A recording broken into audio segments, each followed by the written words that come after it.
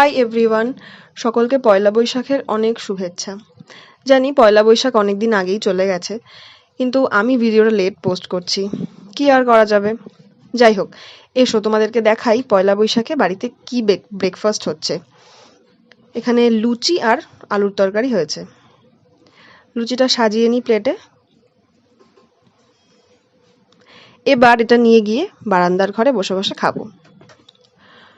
সকালের দিকে পড়ানো ছিল, পড়িয়ে বাড়িতে এসে খুব খিদে পেয়ে গেছে। আর এত গরম এখনই যে খিদে পাচ্ছে, কিন্তু খেতে ইচ্ছে করছে না। তাও পয়লা বৈশাখ বলে কথা, ভালো কিছু তো খেতেই হয়। দেখো, ফ্লিপকার্ট থেকে একটা কুর্তি এসেছে।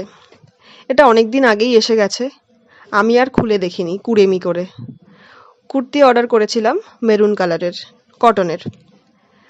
কাপড়টা একদম কটন, গরমে পরে খুব আরাম হবে। আমি এখানে স্নান করে নিয়েছি, এবার একটু রেডি হব। ভাবলাম একটু বেরোবো, পয়লা বৈশাখ বলে কথা, বেরোতে তো হয়।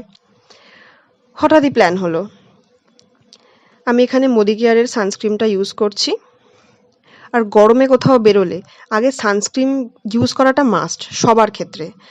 আজকে যেমন আমি মেকআপের আগে সানস্ক্রিনটা ইউজ করছি।